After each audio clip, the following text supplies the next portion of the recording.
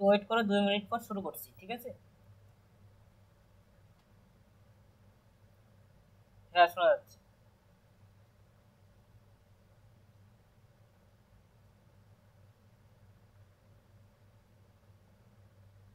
Cataloguing করাবো, ঠিক আছে।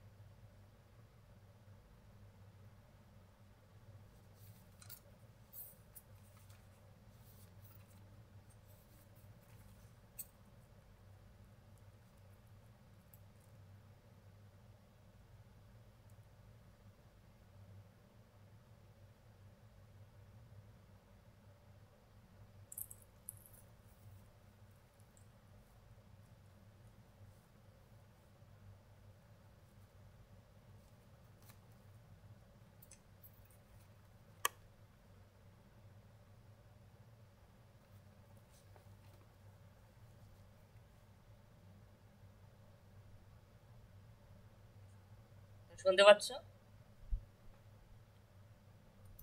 ঠিক আছে।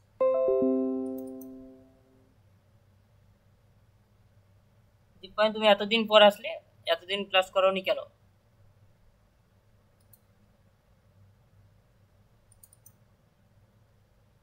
ঠিক আছে, রেকর্ডিং ক্লাস পাঠিয়ে দিয়েছি, সেগুলো একটু দেখে নেবে, ঠিক আছে?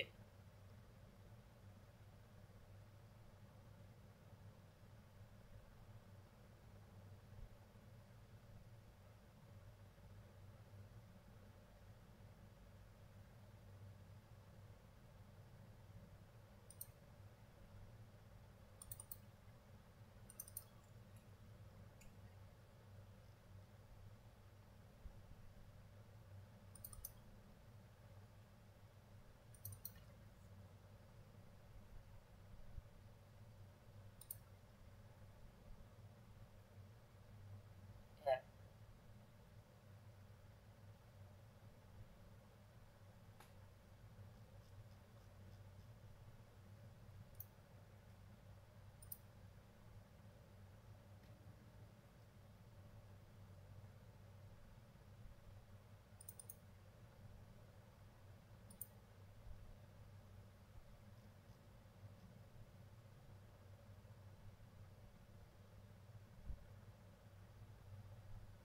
প্রথম থেকে। ঠিক আছে, বলছি। ঠিক আছে, প্রথম থেকে মানে এগুলো, এটা তো, এটা প্রথম থেকে, এটা নতুন, ঠিক আছে, এটা করানো হয়নি। এটা একবারে ভাবো যে ভুলে, আগের সবকিছু সমস্ত কিছু ভুলে গেছি, এরকম করে ভেবে এটা করবে ক্লাস, ঠিক আছে।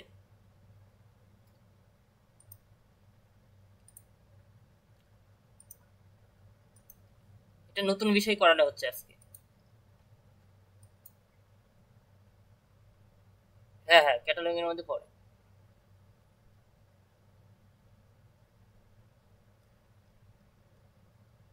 দেখো, আমরা এতদিন কিন্তু ক্যাটালগিং করেছি এজ, দাঁড়াও, প্রশ্নটা নিয়ে আসি, প্রশ্ন কোথায় আছে। আমরা এতদিন এ সি আর, ঠিক আছে, S, A C R two R এর এর আন্ডারে আমরা ক্যাটালগিং এর প্রশ্নগুলো করেছি। এই সমস্ত প্রশ্ন কিন্তু করা অলরেডি কমপ্লিট। আমরা আজকে আর একটা নতুন বিষয় জানবো, মানে সেগুলো পরীক্ষায় বেশি আসে না, মানে একটা আসে শুধুমাত্র। একটার জন্য আমরা সিসি এই যে সিসিসি এটার ক্লাস নম্বর আমরা আজকে জানবো, নতুন বিষয়। ঠিক আছে, আমরা এ সিআর টু আর এটা আমরা অলরেডি কমপ্লিট।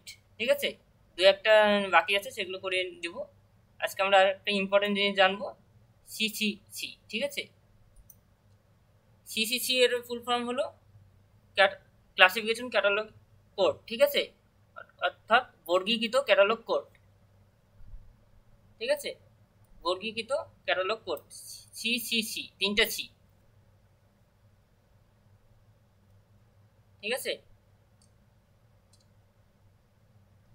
তাহলে আমরা আগে আমরা American Anglo American cataloguing code already আমরা করেছি। ঠিক আছে, তাহলে আমরা এর ফুল ফর্ম হলো অ্যাংলো আমেরিকান ক্যাটালগিং কোড।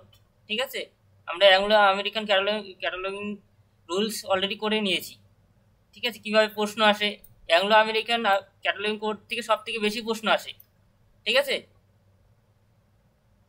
তাহলে আমরা বর্গীকৃত ক্যাটালগিং কোডের থেকে কিন্তু অ্যাংলো আমেরিকান ক্যাটালগিং কোড সব থেকে বেশি ইম্পর্টেন্ট, কারণ এগুলোর থেকে প্রশ্ন, বড় প্রশ্নও আসে, তারপরে গ্রুপ বির প্রশ্নগুলো আসে। ঠিক আছে, আর গ্রুপ সি তো সেই প্রশ্ন পাবে অ্যাংলো আমেরিকান ক্যাটালগিং রুলস। ঠিক আছে, কিন্তু বর্গীকৃত ক্যাটালগিং কোডে বেশি প্রশ্ন আসে না, হঠাৎ একটা নাকি দুটো প্রশ্ন আসে, সেটার জন্য সেটা আজকে করাবো। আশা করি সিলেবাস মোটামুটি কমপ্লিট হবে। ঠিক আছে, দেখো বর্গীকৃত ক্যাটালগিং কোডটা আগে এর সম্পর্কে জেনে নিই। দেখো অ্যাংলো আমেরিকান ক্যাটালগিং কোডটা বুঝতে পারলে এটা আর একটু খুবই ইজি। ঠিক আছে, ওই রকমই একটু মানে বর্গীকৃত ক্যাটালগিং কোড অনুসারে আমাদের নিয়ম ফলো করতে হবে। আমরা কিন্তু এখন অ্যাংলো আমেরিকান রুলস ভুলে যাব, মানে এই ক্ষেত্রে অ্যাংলো আমেরিকান রুলস ফলো করব না। ঠিক আছে, যেভাবে আমরা এতদিন নিয়ম করেছিলাম, উপরে টাইটেল হবে, অথার হেডিং হবে, এখন এটা অন্য রকম করে হেডিং হবে। তাহলে আমরা দেখে নিই কি আছে। বর্গীকৃত ক্যাটালগিং কোড একটি অন্তত বিজ্ঞানসম্মত কোড। বিভিন্ন কারণে এই কোড খুবই কম ব্যবহৃত হয়। ঠিক আছে, মানে বেশি ব্যবহার হয় না, সব থেকে অ্যাংলো আমেরিকান কোড সব থেকে বেশি ব্যবহার করা হয়, যেটা আমরা অলরেডি করে নিয়েছি ক্লাস।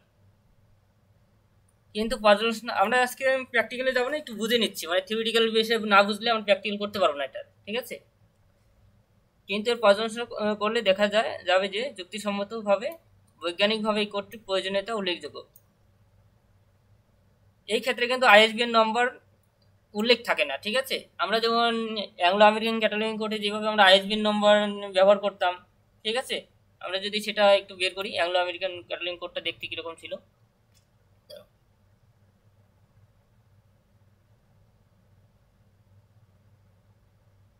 শুনতে পাচ্ছ তো তোমরা? ঠিক আছে,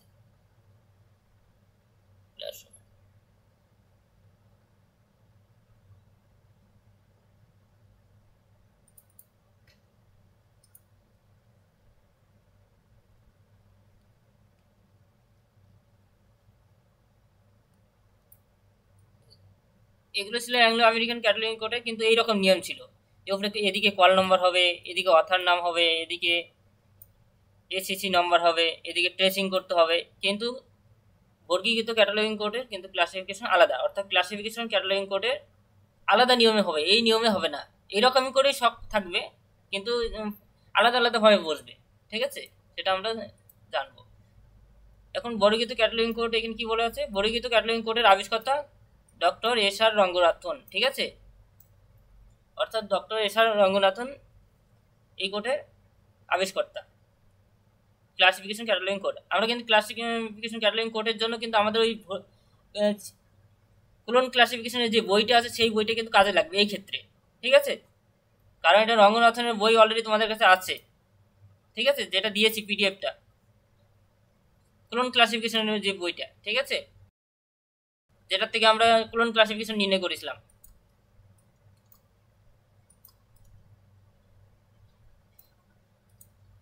তাহলে আমরা বর্গীকৃত ক্যাটালগিং কোডের আবিষ্কার জানলাম। কত সালে দিয়েছিলেন এই কোডটি? 1934 সালে। তারপরে এটা কততে বলো? হ্যাঁ, থিওরি তো ইম্পর্টেন্ট। হ্যাঁ হ্যাঁ, এটা যখন চতুর্থ নম্বর পেপার পড়বে তখন এই ধরনের প্রশ্ন করতে হবে। ঠিক আছে, দু ক্ষেত্রেই কাজে লাগবে। মানে তুমি যদি ক্যাটালগিং ভালো করে প্র্যাকটিক্যাল ভালো করে যদি বুঝতে পারো তাহলে কিন্তু তুমি থিওরি ব্যাপার ভালো মতো বুঝতে পারবে। কারণ এটা প্র্যাকটিক্যাল রিলেটেড করে কিন্তু থিওরি পড়তে হয়। যদি প্র্যাকটিক্যাল ভালো মতো বুঝতে পারো থিওরিটা তাড়াতাড়ি ইজি তোমাদের মনে থাকবে, তাড়াতাড়ি করে আসতে পারবে। মানে মুখস্থ করতে হবে না, মানে বুঝে বুঝে অ্যান্সার করে আসতে পারবে। ঠিক আছে।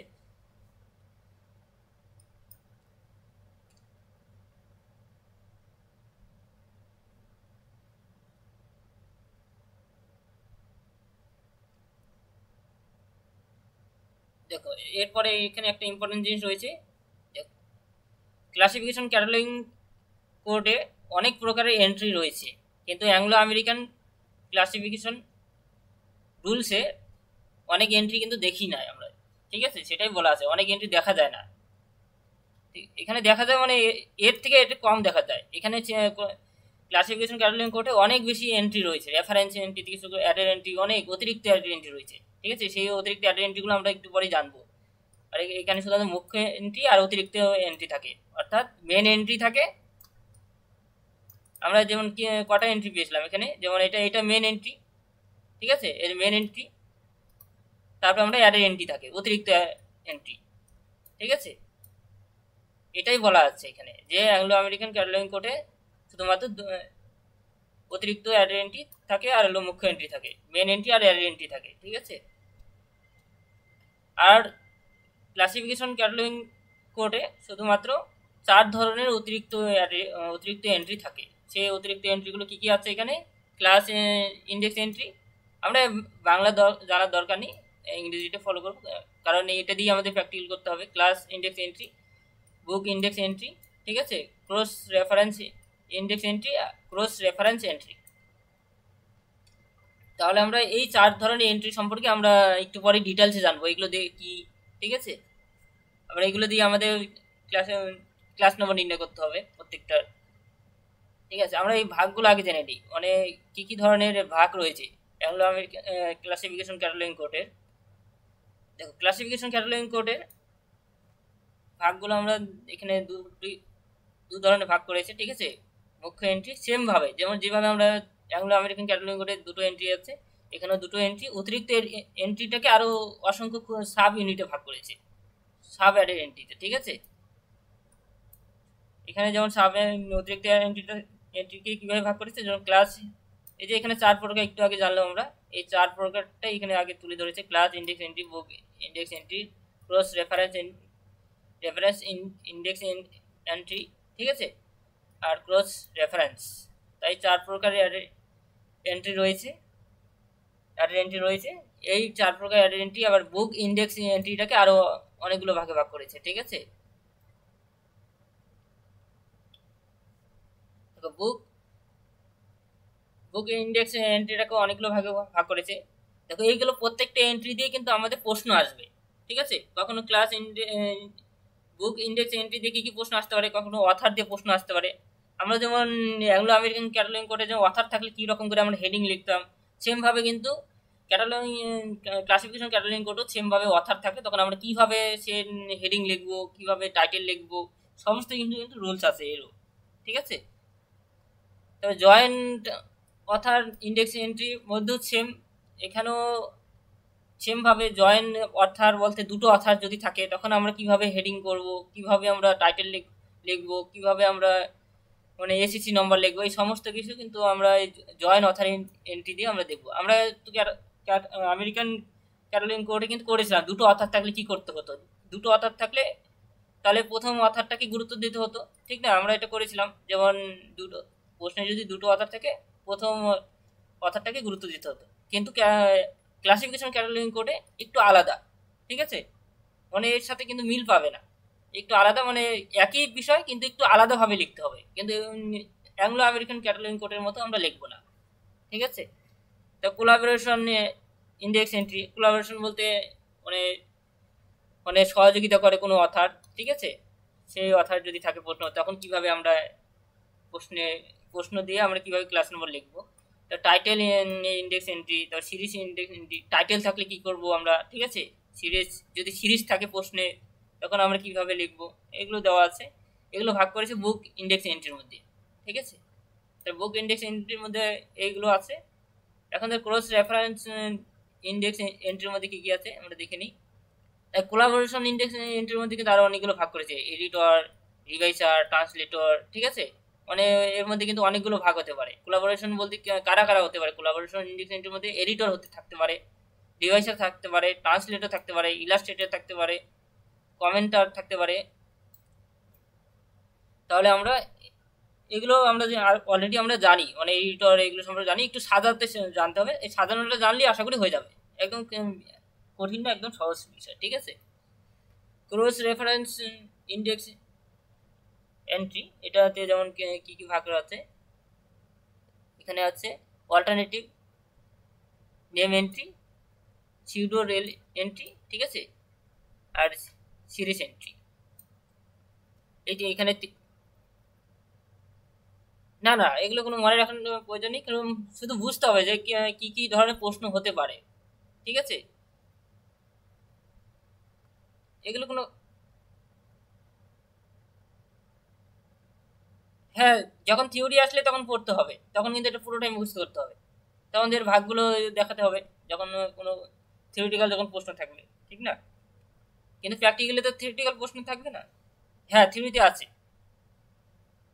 যখন ফোর্থ পেপারে আসবে তখন এর ক্যাটালগিং পুরো অধ্যায় পাবে, ঠিক আছে। আমরা যেগুলো প্র্যাকটিক্যাল করছি সবগুলো থিওরি পেপারে পাবে, সবগুলোই মেন এন্ট্রি, মুখ্য এন্ট্রি, আর এন্ট্রি সমস্ত পাবে থিওরি পেপারে। তো মুখ্য এন্ট্রি ও টেসিং, এখন আমরা যেমন ট্রেসিং করা, আমরা টেসিং যেমন অ্যাংলো আমেরিকান ক্যাটালগিং রুলসে আমরা কিভাবে টেসিং করেছিলাম, আমরা এইভাবে টেসিং করেছিলাম, ঠিক আছে। কিন্তু সেখানে কিন্তু আলাদাভাবে করতে হবে টেসিং এর জন্য কয়েকটা, সেটা এখানে বলা আছে, এখানে আলাদাভাবে করতে হবে টেসিং। এখন টেসিংটা কিভাবে করব, সেখানে কি বলা আছে, মুখ্য এন্ট্রিতে একই বইতে গুরুত্বপূর্ণ এন্ট্রি, একটি বইতে গুরুত্বপূর্ণ এন্ট্রি সিসিতে মুখ্য এন্ট্রি ক্লাস নম্বর এবং বুক নম্বর দিয়ে গঠিত হয়। সিসিতে মুখ্য এন্ট্রি ক্লাস নম্বর এবং বুক নম্বর দিয়ে গঠিত হয় এবং তাই এটিকে নম্বর এন্ট্রিও বলা হয়। এর মুখ্য এন্ট্রির 6টি ভাগ, ঠিক আছে। হেডিং সেকশন, এই যেমন এখানে আমরা হেডিং লিখতাম, ঠিক আছে, উল্টে লিখতাম কোনো অথারটাকে, কোনো টাইটেল বসাতাম আমরা অ্যাংলো আমেরিকান ক্যাটালগিং কোডে, কিন্তু এখানে এখন কল নম্বর বসাতে হবে, এরকম একটা বক্স দেওয়া থাকবে, ঠিক আছে। এখন এখানে টাইটেল হেডিং এর পরিবর্তে, মানে এটা ধরে নাও এটা একটা বক্স থাকবে, আমরা যেমন এটাতে যেমন এইরকম বক্স ছিল অ্যাংলো আমেরিকান ক্যাটালগিং কোডে, সেম দেখতে, কিন্তু এই বক্সটা কিন্তু একই দেখতে, ঠিক আছে, একই দেখতে, শুধুমাত্র চেঞ্জ আছে। মানে কি চেঞ্জ আছে, এখানে এখন লিডিং সেকশন অর্থাৎ কল নাম্বার বসবে এখানে, যদি প্রশ্নে কল নাম্বার থাকে কল নাম্বারটা এখানে বসাবো। এখন এখানে যেমন আমরা এতদিন এখানে বসে এসেছি, ঠিক আছে, এখন এখানে বসাবো না, আমরা এখানে বসাবো, ঠিক আছে। বুঝতে পারলে কল নম্বর কোথায় বসাবো, যদি প্রশ্নে যদি কল নম্বর থাকে এখানে বসাবো, ঠিক আছে। যেখানে আমরা হেডিং লিখতাম, এই যে অথারের নাম লিখতাম, সেই পরিবর্তে আমরা এখন ক্লাসিফিকেশন ক্যাটালগিং কোডে আমরা এখানে আমরা কল নম্বর বসাবো, ঠিক আছে। তারপর আমরা, হ্যাঁ, এই জায়গাটা কল না, এটা তো এখন এটা আমরা ভুলে যাব, এই নিয়ম আমরা ফলো করব না, ঠিক আছে, এটা তো আলাদা রুলস।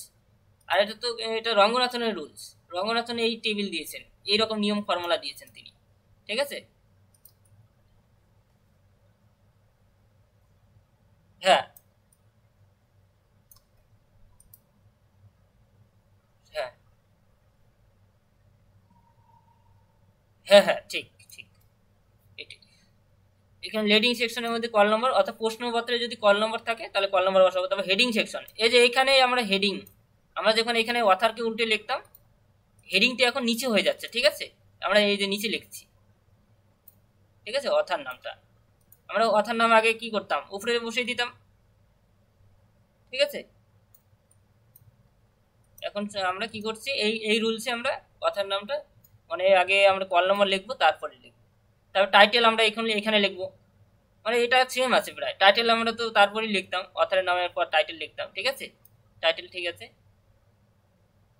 হেডিং এর পর আমরা টাইটেল লিখতাম, এখানেও তাই করেছিলাম, হেডিং এর পরই তো টাইটেল লিখেছি আমরা, ঠিক আছে, title, parallel title, sub title লিখেছিলাম, তাই ওইটাই বলছে টাইটেল সেকশন, আমরা টাইটেল লিখবো। তারপর নোট সেকশন, মানে তারপর প্রশ্নে যেগুলো পড়ে থাকবে, নোট বলে যেগুলো উল্লেখ থাকবে সেগুলো আমরা লিখবো।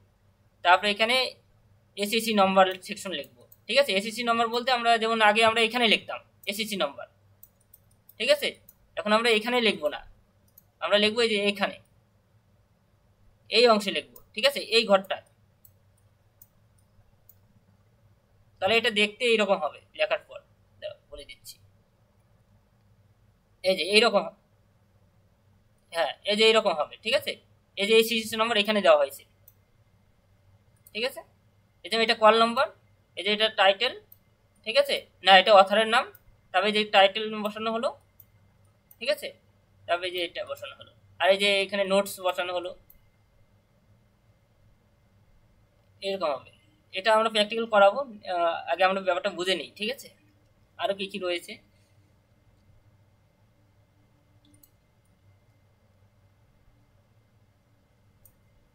এটা বেশি নম্বর থাকে না, ঠিক আছে, দেখবে সবসময় আমরা বেশি, সব থেকে বেশি গুরুত্ব দেবো আমরা এটা, যেগুলো আমরা এতদিন করে এসেছি। তো আমরা এসএসসি নম্বর এগুলো আমরা আগেই জানি, কিন্তু শুধুমাত্র আমরা বসাবো, প্রশ্নে দেওয়া থাকবে। তো এখানে মানে এখানে মুখ্য এন্ট্রির 6টি ভাগ থাকে, এই 6টি ভাগ, ঠিক আছে, 1 2 3 4 5, ট্রেসিং, আর ট্রেসিং সেকশন আমরা, ট্রেসিং সেকশনটা আমরা আলাদা বক্সে করব। আমরা লিডিং সেকশনটা কি, এই যে আমরা 6টি ভাগ, আর লিডিং সেকশনটা আগে জেনে নিই। এখানে মুখ্য এন্ট্রি প্রথম অংশ, মুখ্য উপাদান, ডাক সংখ্যা বা কল নম্বর, ঠিক আছে, অর্থাৎ লিডিং সেকশন বলতে যে এই অংশটা কল নম্বর, ঠিক আছে, আমরা কল নম্বর বসাবো প্রশ্ন দেখে, সেটা এখানে বলছে যে লিডিং সেকশনটা বলতে কি বুঝি আমরা, ঠিক আছে। 10 নম্বর বইয়ের সংখ্যা, বুক নম্বর, এই দুটির সংখ্যার মাঝে দুটি ফাঁকা জায়গা আছে, ঠিক আছে, সাধারণত পেন্সিলে লেখা হয়, ঠিক আছে, তাহলে আমরা পেন্সিলে লিখবো, এরপরে বদলে যেতে পারে আমরা এগুলো আগেও পেন্সিলে লিখেছি আমরা কল নম্বর, সেমভাবে এগুলো আমরা পেন্সিলে লিখবো, ঠিক আছে, এগুলো তোমরা জানো। অ্যাংলো আমেরিকান ক্যাটালজিং কোডও আমরা পেন্সিলে লিখেছি, এখানে আমরা পেন্সিল ব্যবহার করব। তারপরে হেডিং সেকশন, আমরা হেডিং সেকশনে আমরা কি করব, হেডিং সেকশন অর্থাৎ দ্বিতীয় অংশ থেকে, এটি দ্বিতীয় ইন্ডেক্স থেকে শুরু হচ্ছে, ঠিক আছে, দ্বিতীয় ইন্ডেক্স বলতে এই যে এটা 1 2 দ্বিতীয় ইন্ডেক্স, ইন্ডেক্স থেকে শুরু হচ্ছে, মানে এখানে এর বাইরে কিন্তু আসে না যেন লেখা, হেডিং সেকশন অথরের নাম, ঠিক আছে, এর মধ্যেই হতে হবে অথরের নাম, সেটাই এখানে বলছে যে হেডিং সেকশনটা দেখতে কিরকম। এখানে কি বলা আছে, এখানে লেখকের নামটি কি লেখা হয়, লেখক বলতে এখানে শুধুমাত্র কোনো ব্যক্তিকে বোঝায় না, এখানে যুগ্ম লেখক, ঠিক আছে, এখানে দুটো অথরও থাকতে পারে ওই হেডিং সেকশনে, কোনো সংবাদ সংকলক থাকতে পারে, সম্পাদক থাকতে পারে, সংস্থা থাকতে পারে, ইত্যাদি সব কিছুকে বোঝায়, ঠিক আছে, হেডিং সেকশনে। হেডিং সেকশনকে আবার 4 ভাগে ভাগ করেছে, কিভাবে, পদবি, সারনাম, পার্সোনাল নেম, অর্থাৎ সারনাম আর আর সামনে যে নামটা, অর্থাৎ সারনামটা আগে বসে, আমরা যেভাবে করেছিলাম, individual element, year of, date of birth, অর্থাৎ ব্যক্তিগত তথ্য যেমন জন্ম, মৃত্যু সাল, বর্ণমূলের তথ্য, এগুলো ইত্যাদি। এই প্রথম অংশ বড় হাতে লিখতে হয়, এগুলো আমরা করবো, কিভাবে বড় হাতে লিখতে হয় আমরা যখন করবো বুঝতে পারবো। আমরা বড় হাতে লিখেছি অলরেডি অ্যাংলো, যখন আমরা আমেরিকান ক্যাটালজিং কোড করেছিলাম, ঠিক আছে, তখন তো আমরা এইভাবে লিখেছিলাম বড় হাতের। টাইটেল সেকশন, টাইটেল সেকশনটা আমরা সেম টাইটেল আমরা নির্বাচন করে টাইটেল দেবো, যেমন কি বলা আছে, সিতে তৃতীয় অংশটি হলো আখ্যামূলক অংশ বা টাইটেল সেকশন, টাইটেল সেকশন বলতে এই অংশটা বোঝাচ্ছে, ঠিক আছে, এখানে টাইটেল হবে, অথারের পরেই টাইটেল সেকশনটা, এই জায়গাটা অথার লেখা কমপ্লিট হয়ে যাবে, তারপর আমরা টাইটেল লিখবো, আমরা টাইটেল লিখবো। এখন প্রশ্ন দেখো, প্রশ্ন বলছি কিরকম প্রশ্ন থাকবে, প্রশ্নটা দেখাচ্ছি, দেখো এখানে কি প্রথম প্রশ্নটা, এ নম্বর প্রশ্নটা পড়ো, গ্রুপে কি বলা আছে, প্রশ্ন কি বলা আছে এটা দেখতে হবে, যে এখানে কিন্তু প্রশ্ন দেখে করবো কোনটা রোল, উপরে বলে দিয়েছি ACR -2R, ঠিক আছে, 1988 অনুযায়ী প্রশ্ন সংখ্যা 1 থেকে 4 মধ্যে যে কোনো দুটি প্রশ্নের উত্তর দিতে বলেছে, ঠিক আছে। তাহলে যে কোনো দুটি প্রশ্ন, 4টি প্রশ্ন আসছে। তাহলে এখানে কিন্তু ছিছি বলতে করতে বলে নেই গ্রুপ এতে, ঠিক আছে। করতে বলেছে, বলো, বলে নেই। কি করতে বলেছে? অ্যাংলো আমেরিকান ক্যাটালগিং রুলস, ঠিক আছে, এই রুলসে করতে বলেছে। এই রুলস অনুসারে আমরা এর প্রশ্ন সলভ করবো। অর্থাৎ এখানে 2টো প্রশ্ন করবে, 18টা 36 নম্বর, ঠিক আছে। অলরেডি কিন্তু করিয়ে দিয়েছি, তোমরা দেখবে রেকর্ডিং ক্লাস আছে, অলরেডি দেখে নেবে, ঠিক আছে। তাছাড়া তো আরও ক্লাস হবে এক্সট্রা, যারা পুরনো, যারা নতুন ব্যাচ আছে তাদের সাথে আবার করতে পারো যদি ক্লাস কোনো সময় যদি করতে চাও, কারণ তাদের কোলন ক্লাসিফিকেশন চলছে এখন, তাদের পরের থেকে আবার ক্যাটালগিং শুরু হবে আবার, ঠিক আছে। এগুলো কিন্তু সব সলভ করে দিয়েছি। এই 4টা প্রশ্ন কিন্তু একদম প্রশ্ন যেভাবে দেখ না কেন প্রশ্ন অলরেডি কমন পেয়ে যাবে, ঠিক আছে, এইভাবে করানো হয়েছে। ঠিক আছে, আমি মানে পুরোনো নতুন যে ব্যাচ আছে তাদের সাথে যেদিন ক্লাস হবে আমি গ্রুপে লিঙ্ক পাঠিয়ে দেবো, ঠিক আছে, জয়েন হয়ে যাবে ক্যাটালগিং ক্লাস। এখন কোলন ক্লাসিফিকেশন চলছে, কোলন ক্লাসিফিকেশন শেষ হওয়ার পরই এটা ধরবো। তারপরে আমরা গ্রুপ বি, তাহলে আমরা দেখো এখানে Anglo American cataloguing rules already complete. এখন গ্রুপ বিতে দেখো কি বলা আছে, দেখো ACR 2R 1988 ওই সেম বলছে, কিন্তু অনুযায়ী প্রশ্ন সংখ্যা 5 থেকে 8-এর মধ্যে যে কোনো দুটি। তাহলে 5 থেকে 8-এর মধ্যে যে কোনো দুটি বলতে কি বলছে? এটা 5 থেকে 8, ঠিক আছে, এর মধ্যে যে কোনো দুটি প্রশ্ন 5 থেকে 8-এর মধ্যে। তারপরে কি বলা আছে, আবার সিসিসি অনুযায়ী রেফারেন্স প্রশ্ন সংখ্যা 9 থেকে 10-এর মধ্যে, ঠিক আছে, 9 থেকে 10-এর মধ্যে যে কোনো একটি, অর্থাৎ 9 থেকে 10-এর মধ্যে তোমাকে একটা করতেই হবে। ওখানে কিন্তু অনেকগুলো অপশন পাবে না, দুটোর মধ্যে যে কোনো একটা করতে হবে। তাহলে আমরা 8 থেকে কিন্তু অ্যাংলো আমেরিকান রুলসের মধ্যে করতে হবে। তারপরে হলো 9 থেকে 10-এর মধ্যে, এই দুটোর মধ্যে তোমাকে কিন্তু সিসি নিয়ম ফলো করে করতে হবে এই দুটো প্রশ্ন, এটা অথবা এটা। বুঝতে পারলে? 9 থেকে 10।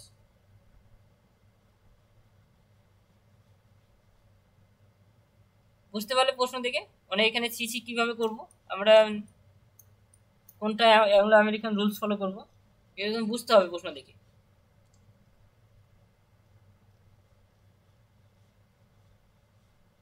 দেখো এখানে বলে দিয়েছে অনুযায়ী 9 থেকে 10-এর মধ্যে যে কোনো একটি টেসিং সহ মুখ্য সংলেখ প্রস্তুত করো। তাহলে আমরা দুটো রুলস করলাম, শুনতে পাচ্ছ তো তোমরা? হ্যাঁ। তারপরে আমরা পরেরটা দেখি, এখানে কি বলা আছে, AHCR অনুযায়ী প্রশ্ন সংখ্যা 11 থেকে 16-এর মধ্যে যে কোনো 3টি, ঠিক আছে, HCCR। তাহলে এখানে 11 থেকে 16-এর মধ্যে, 11 থেকে 16 দেখি।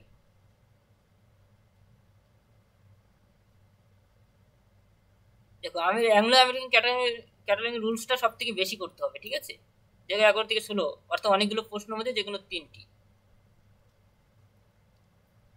আর ওখান থেকে যে কোনো একটি, ঠিক আছে, সিসিসি, অর্থাৎ কত থেকে 17 থেকে 18-এর মধ্যে, এখানে দুটোর মধ্যে যে কোনো একটা, 17 থেকে 18, 17-18 নম্বর হলে সে আমরা ক্লাসিফিকেশন ক্যাটালগিং রুলস ফলো করব, ঠিক আছে, 17-18।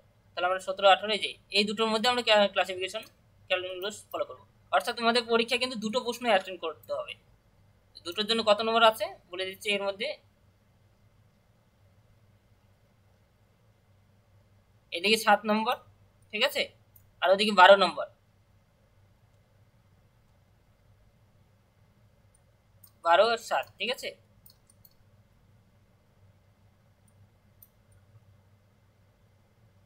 19 নম্বর, ঠিক আছে, এর মধ্যে রয়েছে নম্বর।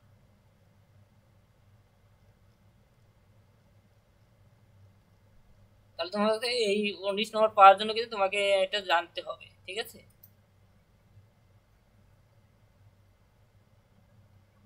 তাহলে আমরা সেম ভাবে এটা দেখি, এখানে সাপোজ আমরা টাইটেল কিভাবে আমরা টাইটেল সেকশন বুঝলাম, ঠিক আছে। টাইটেল কিরকম হয়, টাইটেল বলতে সেম টাইটেল আমরা প্রশ্ন থেকে চিনতে পারবো, যেভাবে আমরা এখানে প্রশ্ন একই থাকবে, শুধুমাত্র একটু নিয়মের মানে বক্সে যে রকম রুলস দেওয়া আছে সেই রুলস অনুসারে সাজাতে হবে, ঠিক আছে, আর কিছুই না। যেভাবে আমরা প্রশ্ন অ্যাংলো আমেরিকান ক্যাটালগিং কোডে করেছিলাম সেম একই নিয়ম। তারপরে সাবটাইটেল দেখি, সাবটাইটেল কি বলেছে, যেমন আগেরটা তো ছিল টাইটেল প্যারাটাইটেল সাবটাইটেল, এখানেও সেম আছে টাইটেল প্যারাটাইটেল সাবটাইটেল, ঠিক আছে, অল্টারনেটিভ টাইটেল। তাহলে যে কোনো বইয়ের নামকে সোজা ভাষায় আখ্যা বলা হয়, যেমন কনসেপ্ট অফ ফিজিক্স টাইটেল বলা আছে, সাবটাইটেল আখ্যাকে বলতে বোঝাতে যে কথাটি ব্যবহার করা হয়। অর্থাৎ এই টাইটেলের সাব ভাগগুলো, ঠিক আছে, যেমন এই যে এখানে a text book for ISC student, ঠিক আছে, এটা হলো মেন ক্লাস, এটা এটা টাইটেল, এটা সাব টাইটেল, ঠিক আছে। এগুলো আমরা তো অ্যাংলো আমেরিকান ক্যাটালগিং রুলসও আমরা ধরতে পেরেছি ইজিলি, সেমভাবে এখানেও ধরতে হবে কোনটা টাইটেল, কোনটা সাব টাইটেল, কোনটা প্যারাল টাইটেল, ঠিক আছে। তো অল্টারনেটিভ টাইটেল যেমন কি আছে, এই আখ্যার পরে একটি অংশ এবং আখ্যার পরে অর দিয়ে শুরু হয়, যেমন এটা অংশ অর, তারপর একটু ওর মাঝখানে অর, ঠিক আছে, অর দিয়ে শুরু হচ্ছে এবং আখ্যার পরে অর দিয়ে শুরু হচ্ছে,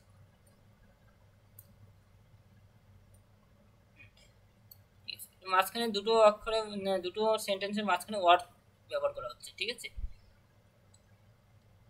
টাইটেল সাবটাইটেল এগুলো আমরা ধরতে পারো, প্রশ্ন দেখে ধরতে পারো, কোনো সমস্যা নেই।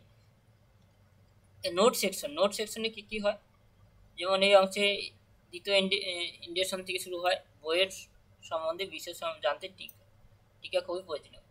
এখন কয় প্রকারের হয় এরা, সিঙ্গেল সিরিজ নোট, অনেক বিভিন্ন ধরনের নোটস, এগুলো প্রশ্নে বলে দেবে, ঠিক আছে, নোট বলে উল্লেখ করে দিতে পারে যে এটা এরকম, সেটা দেখে দেখে কপি করতে হবে, আর কিছুই না।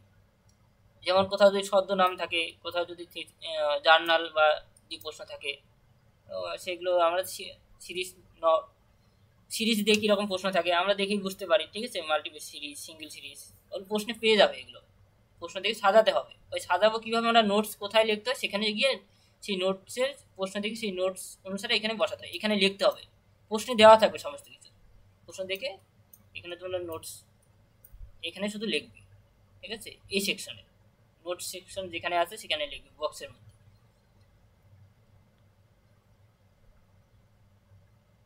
তারপরে আমরা যদি দেখি, আমরা এগুলো জানলাম। তারপরে অ্যাক্সেশন নাম্বার, ঠিক আছে, এটাও আমরা জানি অ্যাক্সেশন নাম্বার কোন পাশে হবে, এই যে এখানে হবে, ঠিক আছে। আমরা আগে কি করতাম, অ্যাংলো আমেরিকান ক্যাটালগিং কোডে আমরা এখানে লিখতাম, ঠিক আছে, এসএসসি নম্বর, আর এখানে কল নম্বর লিখতাম, কিন্তু এখন এরকম হবে না, ঠিক আছে। তাহলে এখন এই যে কল নম্বরে একটা কিন্তু স্যাম্পল এখানে বলেও দিয়েছে, স্যাম্পল এখানে দেখানো আছে, যেমন এটা কল নম্বর পেন্সিলে লিখবো, ঠিক আছে, এটা আমরা পেন্সিলে লিখবো 61621, যেমন এটা এসএসসি নম্বরটা প্রশ্নে ছিল বলে এখানে লেখা হয়েছে, যদি না থাকতো তাহলে আমরা এসএসসি নম্বর লিখে রেখে দিতাম, ঠিক আছে, আর উপরে এখানে কল নম্বর লিখে রেখে দিতাম, আর কিছু লিখতাম না, ঠিক আছে। যেরকম করতাম এখানে ঠিক উল্টো, মানে রঙ্গনাথনের নিয়ম অনুসারে, আর কিছু না। এখানে কি বলা আছে যে মুখ্য এন্ট্রি ক্যাটালগ কার্ডে সর্বশেষ লাইনের প্রথম ইন্ডেকশন থেকে শুরু হয়, এই সর্বশেষ লাইনের, ঠিক আছে, সবার প্রথম ইন্ডেকশন থেকে শুরু হচ্ছে। একটু উদাহরণ দিয়ে মুখ্য এন্ট্রি এই সমস্ত ভাগগুলো দেখানো হয়েছে, এটা মেন এন্ট্রি, ঠিক আছে, মেন এন্ট্রি সবটা কিন্তু এরকম হবে, বুঝতে পারলে। আরো কোনো প্রশ্ন থাকলে বলো, আমরা পরের দিন এক্সাম্পল করাবো, মানে সমস্ত ধরনের এক্সাম্পল করাবো এই রিলেটেড, ঠিক আছে।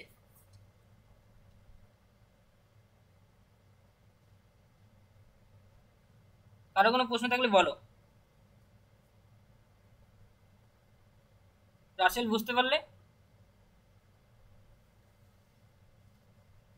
তাহলে অ্যাংলো আমেরিকান ক্যাটালগিং কোড আর ক্লাসিফিকেশন ক্যাটালগিং কোডের মধ্যে কি সম্পর্ক আছে, একটু আলাদা, সেটা মানে টেবিল এক নয়, ঠিক আছে, সেটা কিন্তু প্রশ্ন দিকে কিন্তু করতে হবে, ঠিক আছে। হ্যাঁ হ্যাঁ অনেকটাই আলাদা, ঠিক আছে। হুম হুম,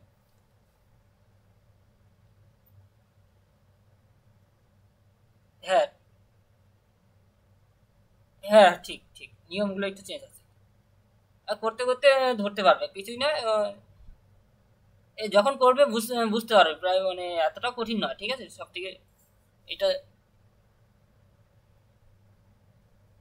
ভোটের আগে তো হওয়ার তো সম্ভাবনা নেই, কারণ এখন ভোটের আগে কোনো এক্সামে আশা করি রাখবে না মনে হচ্ছে।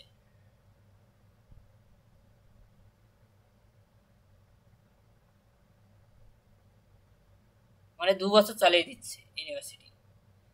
এখন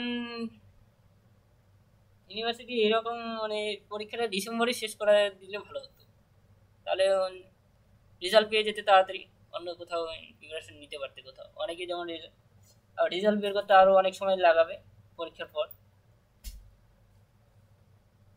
মানে নেতাজিতে এরকমই করে, প্রত্যেকবারই করে তা।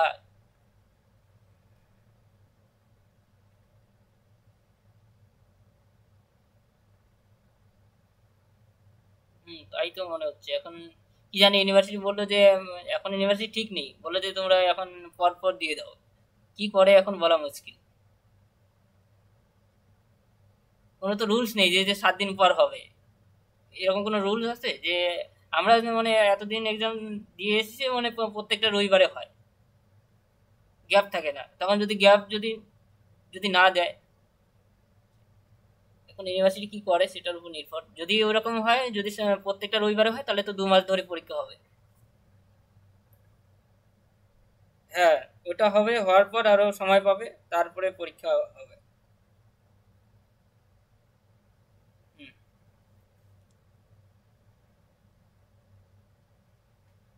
হ্যাঁ, ভোটের জন্য আরো পিছিয়ে গেল এক্সামটা।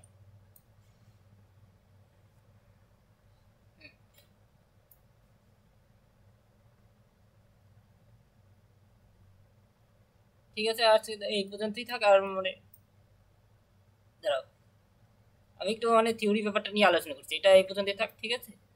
আমি যেটা, ঠিক আছে আমি ওই ব্যাচে অ্যাড করে দেবো তাহলে, ঠিক আছে। যেটা সেখানে 2 দিন করে ক্লাস হয়। কি কি বার যেন আমার এই মতো মনে নেই, শুক্রবার 8টা, আর এদিকে কোন একটা বার হতে পারে, সোমবার ঠিক আছে, আমাকে মেসেজ করবে, আমি অ্যাড করে দেবো, ঠিক আছে।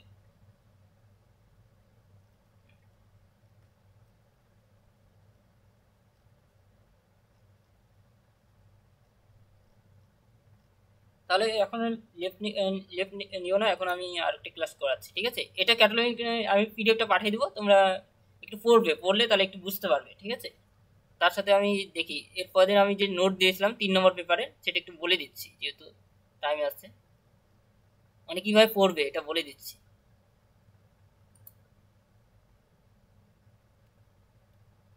দেখো, তোমাদের তো কোলন ক্লাসিফিকেশন কোনো সমস্যা নেই। কোলন ক্লাসিফিকেশন যদি বুঝতে পারো তাহলে 3 নম্বর পেপারটা খুবই সহজ।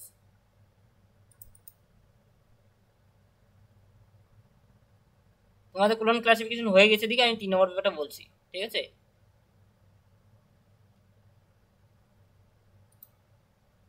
কারণ এটা প্র্যাকটিক্যালের সাথে খুবই রিলেটেড, ঠিক আছে পেপারটা। পেপার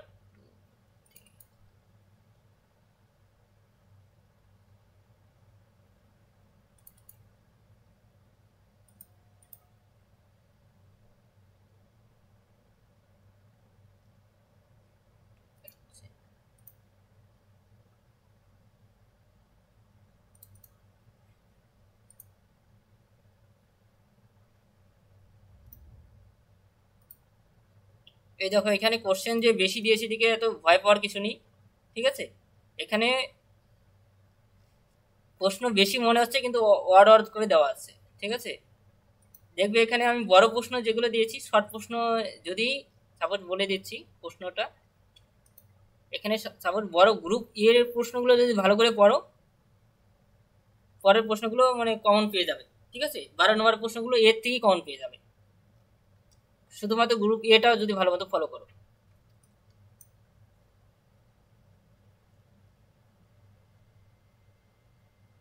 যেমন এখানে যুক্তি গঠিত বিভাজন কাকে বলে, গ্রন্থকার সামগ্রীর বর্গীকরণের যুক্তি গঠিত বিভাজনের প্রভাব ব্যাখ্যা করুন, ঠিক আছে। স্বাভাবিক ও কৃত্রিম বর্গীকরণের মধ্যে পার্থক্য নিরূপণ করুন। দেখো এখানে যেমন সাপোজ দেওয়া আছে, গ্রন্থের বর্গীকরণ বলতে কি বোঝো, বর্গীকরণ স্কিমের উপাদানসমূহ আলোচনা করো। এগুলো সমস্ত কিন্তু একই অধ্যায়, ঠিক আছে। একই অধ্যায় থেকে এই ধরনের প্রশ্নগুলো এসেছে, ঠিক আছে। এতগুলো প্রশ্ন রিপিট করেছে, একটা অধ্যায়ের প্রশ্ন, ইয়ারের প্রশ্ন, ঠিক আছে। এখন এই অধ্যায়টা যদি আমি সাপোজ যাচ্ছি, কি বলা আছে, যুক্তিগঠিত বিভাজন কাকে বলে, আমি যুক্তিগত বিভাজনে চলে যাচ্ছি। ঠিক আছে,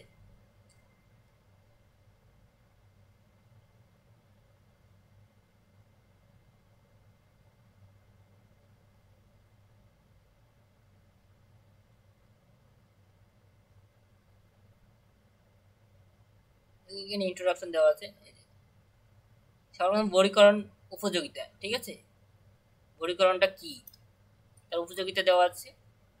এগুলো তোমার আমি বলছি না, শুধুমাত্র বলে দিচ্ছি যে প্রাত্যহিক জীবনে বর্গীকরণ কি মানে দৈনন্দিন জীবনে জীবনে বর্গীকরণ কি কি রয়েছে। ঠিক আছে, বর্গীকরণ বলতে কি হচ্ছে ক্লাসিফিকেশন। ঠিক আছে, বিভিন্নভাবে ভাগ করা, ক্লাসিফিকেশন। একটু আগে আমরা কিন্তু বর্গীকরণ সম্পর্কে বললাম, ক্লাসিফিকেশন ক্যাটালগিং কোড। ঠিক আছে, বর্গীত ক্যাটালগিং কোড। তাই স্বাভাবিক ও কৃত্রিম বর্গীকরণ এগুলো বিভিন্ন ধরনের। তবে এগুলো শব্দ রয়েছে, শ্রেণী বর্গীকরণ। এই যে এই বর্গীকরণের মধ্যে কিন্তু ভাগ, যুক্তিগঠিত বিভাজন। ঠিক আছে, বর্গীকরণ বিভাজনে একই রকম চিন্তা পদ্ধতি অনুসৃত। বিভাজন হলো বর্গকে উপবর্গে ভাগ করা। ঠিক আছে, কনসেপ্ট প্রায় একই, ওর মধ্যেই রয়েছে। ঠিক আছে, বিভাজন, যুক্তিগঠিত বিভাজন আর বর্গীকরণ ওই একই অধ্যায়ের মধ্যে।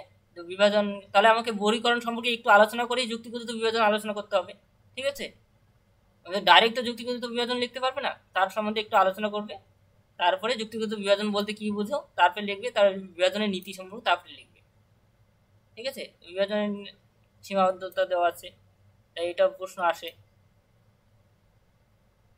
ঠিক আছে, আমি পড়ছি না, কারণ পড়লে বিস্তৃত হয়ে যাবে। সারি ও শৃঙ্খল।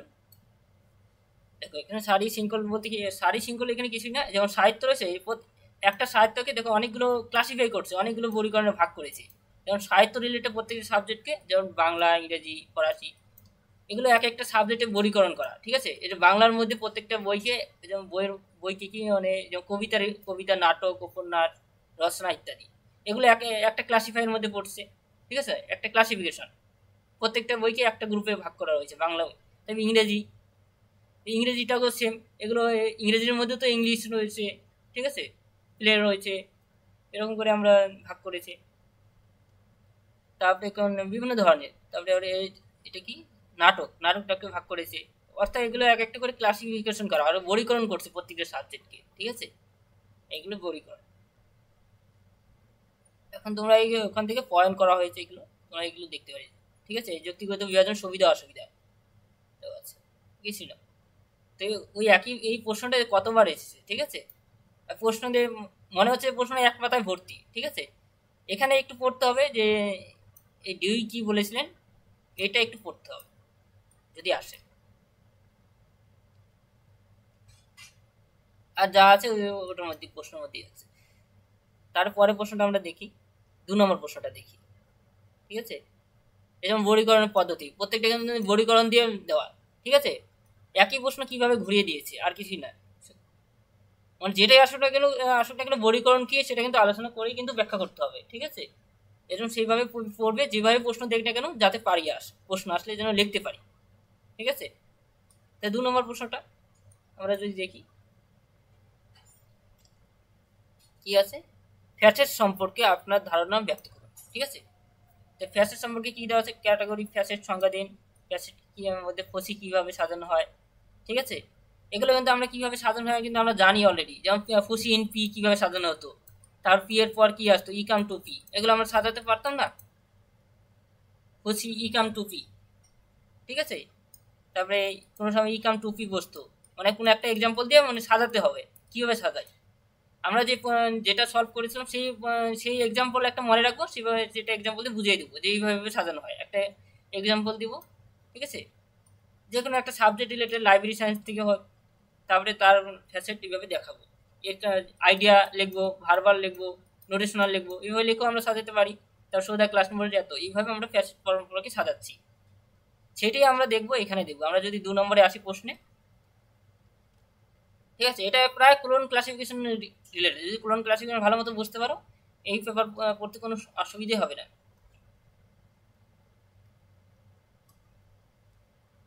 ফ্যাসেটে চলে যাচ্ছি, 2 নম্বর প্রশ্ন। এখানে কিছু এক্সট্রা ভাবে প্রশ্ন দেওয়া আছে, ঠিক আছে। কিছু কম প্রশ্ন এইভাবে দেওয়া আছে যাতে যেভাবে প্রশ্ন আসুক না কেন তোমরা এর মধ্যে আসবে, ঠিক আছে, এর বাইরে কোনো প্রশ্ন হয় না।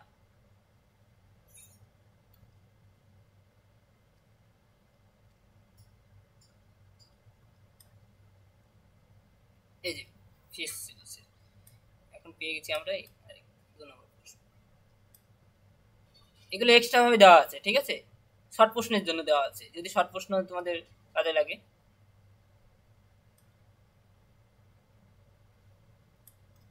2 নম্বর প্রশ্ন আসবে।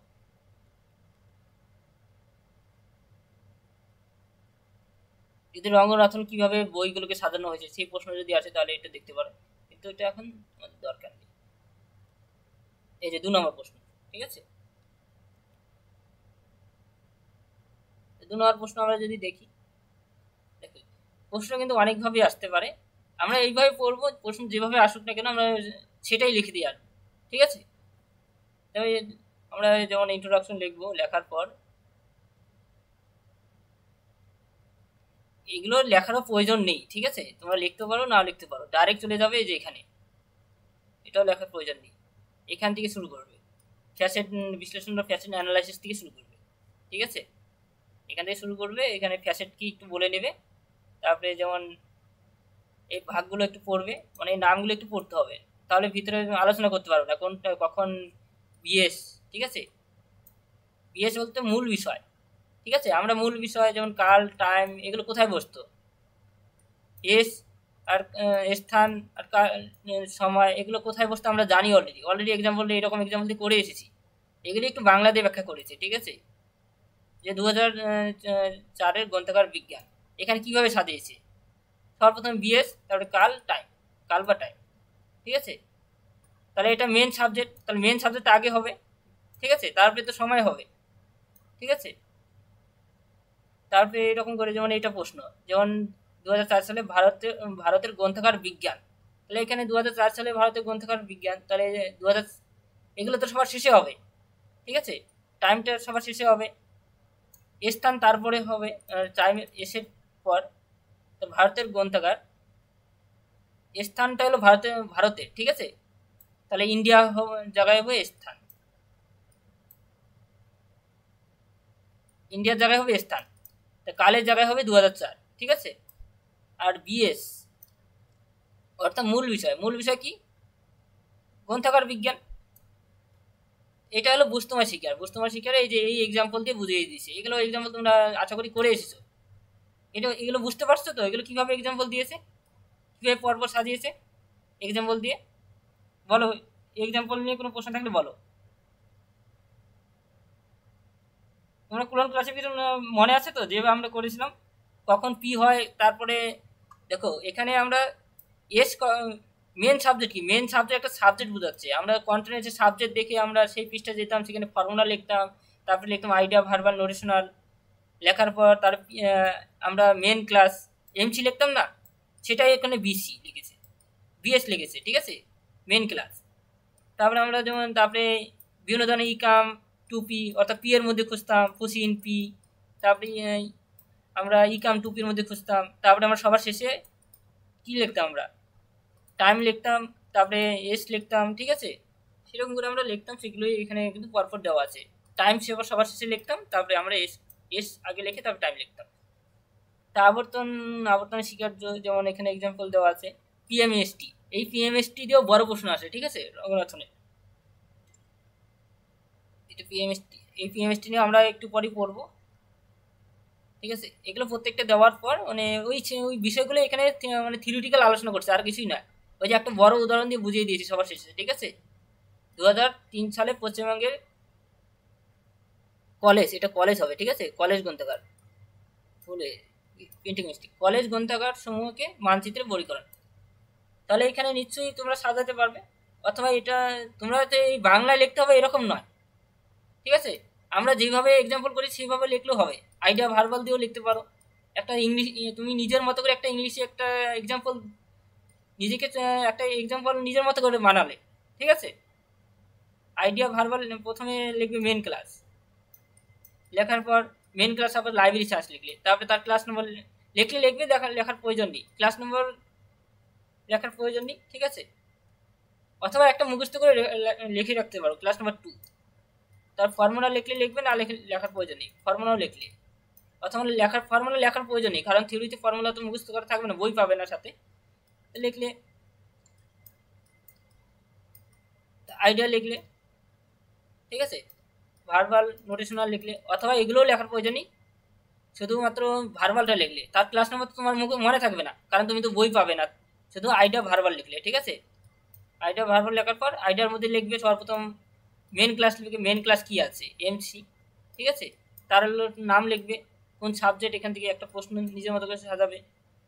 তারপরে যদি তার পি থাকে, ঠিক আছে, ফুসি ইন পি এর মধ্যে মেন সাবজেক্ট, তাহলে তারপরে সেটা লিখবে। তারপরে যদি মনে না থাকে, এটা মুখস্থ করে এটাই লিখে দেবে, তার কোনো অসুবিধা নেই। তারপরে সাপোজ ইকাম টু পি যদি লিখবে, না হলে লেখার প্রয়োজন নেই। তারপরে equal to p three equal to p আছে। তারপরে সবার শেষে এস হয়, তারপরে টি হয়, ঠিক আছে। আমরা এইভাবেই তো সাজাই, ঠিক আছে।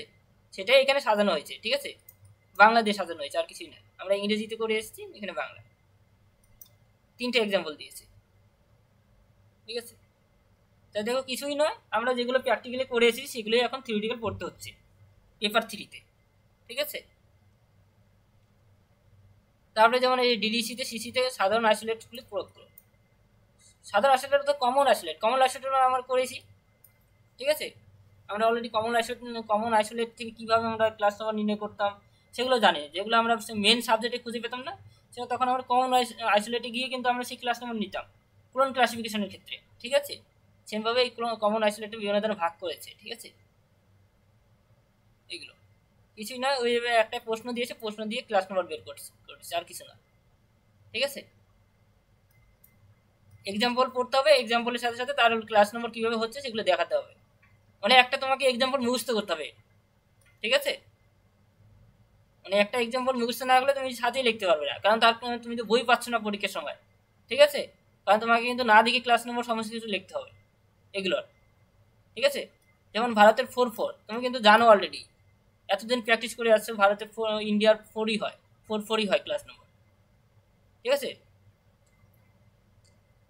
এই সাধারণ আইসোলেট থেকে কিন্তু অনেকভাবে প্রশ্ন আসে, এগুলো কিন্তু ওয়ার্ড দিয়ে আবার আলাদাভাবে কিন্তু আমি দেখিয়েছি, একই প্রশ্ন অনেকভাবে, ঠিক আছে। তুমি এইভাবে লিখতে পারো। আবার যদি আর একটু ডিটেলসে যদি পড়তে চাও, এই যে একটু ডিটেলসে এখানে দেওয়া আছে, ঠিক আছে।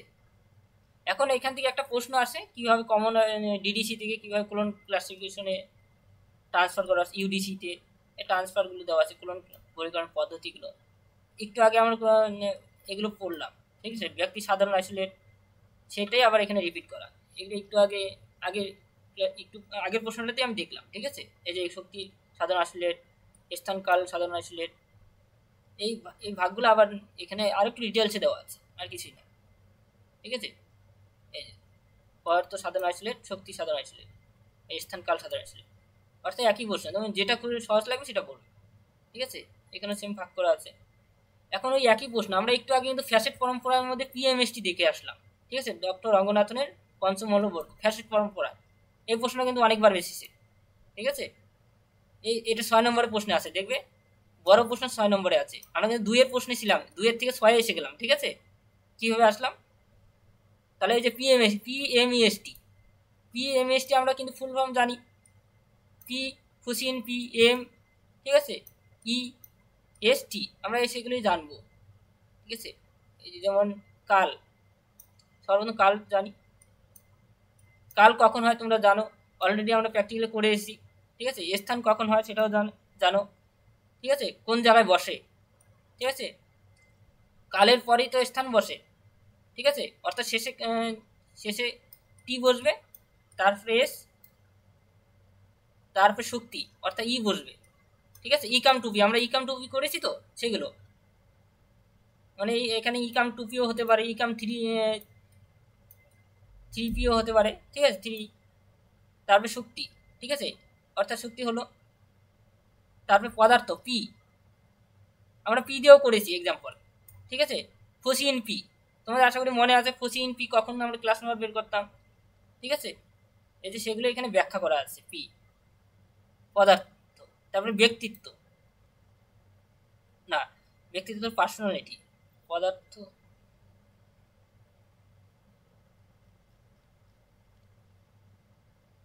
পদার্থ ম্যাটেরিয়াল হবে, ঠিক আছে।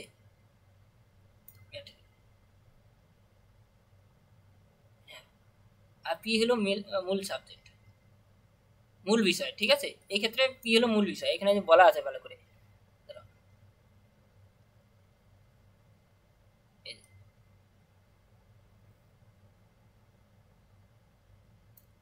এখানে কি বলা আছে, আত্মাকে জানতে হলে নেতি নেতি করে আরম্ভ করতে হয়। বুঝতে হবে যে আত্মা দেহ নয়, প্রাণ নয়, বিজ্ঞান নয়, তাহা আত্মার প্রকৃতি স্বরূপের এখানে দর্শন নীতি হয়েছে। রঙ্গনাথন 5টি মূলবর্গের ব্যক্তিত্ব বা সারবর্গকে আবিষ্কারের কাজে করেছে। কাল, পদার্থ, শক্তি, এই চতুর্থ প্রতি এড়িয়ে এই বিষয়কে সার লাভ করা যায়।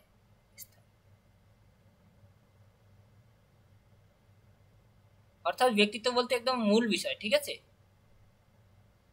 অর্থাৎ মেন সাবজেক্ট যেটা, সেটাকে ব্যক্তিত্ব বোঝাচ্ছে, ঠিক আছে। পদার্থ হলো 3 প্রকার পদার্থ।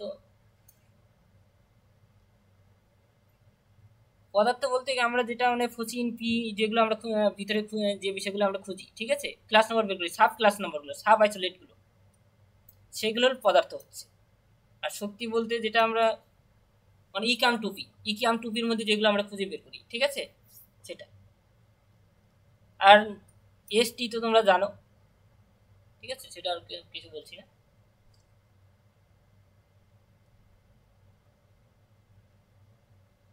আবার এটা এগুলো এক্সাম্পল দিয়ে বোঝাতে হবে, ঠিক আছে।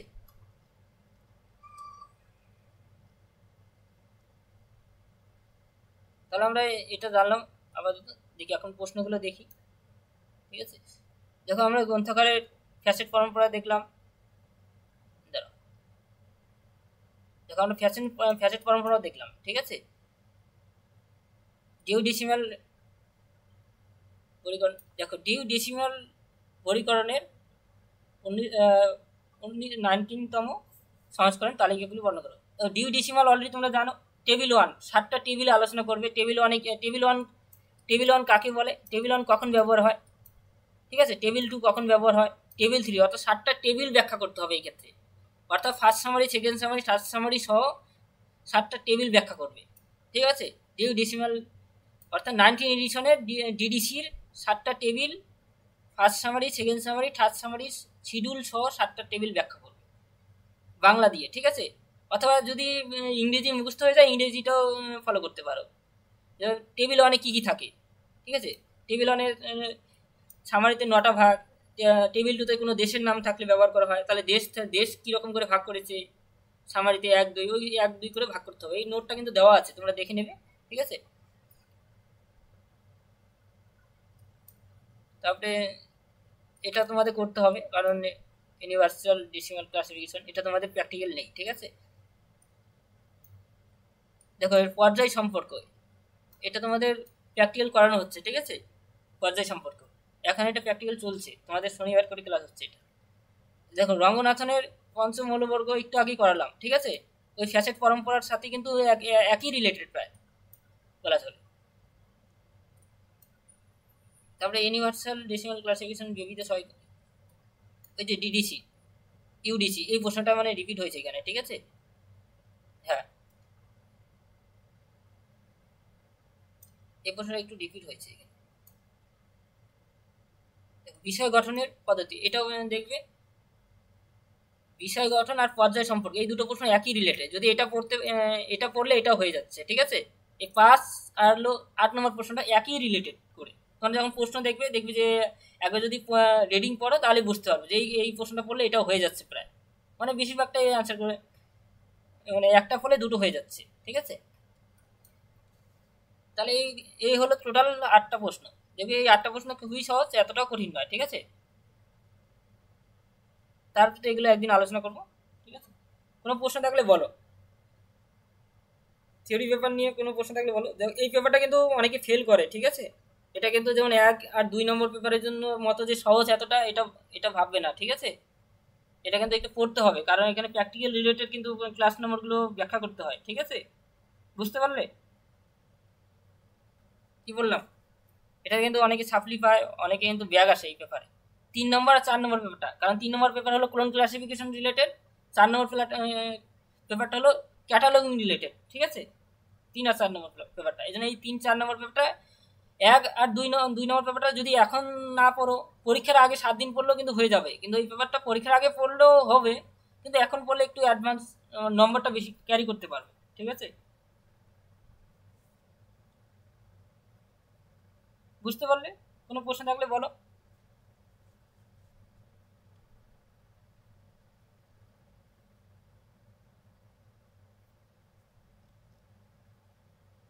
রাসেল, বুঝতে পারলে? ঠিক আছে, তাহলে রাখছি, কোনো প্রশ্ন থাকলে বলো, তাহলে রেখে দিচ্ছি।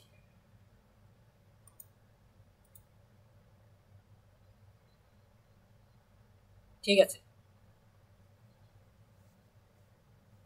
ঠিক আছে, আমি ক্লোন ক্লাসিফিকেশন ওদের চলছে, ওদের সাথে ক্লাস করতে পারবো এখন।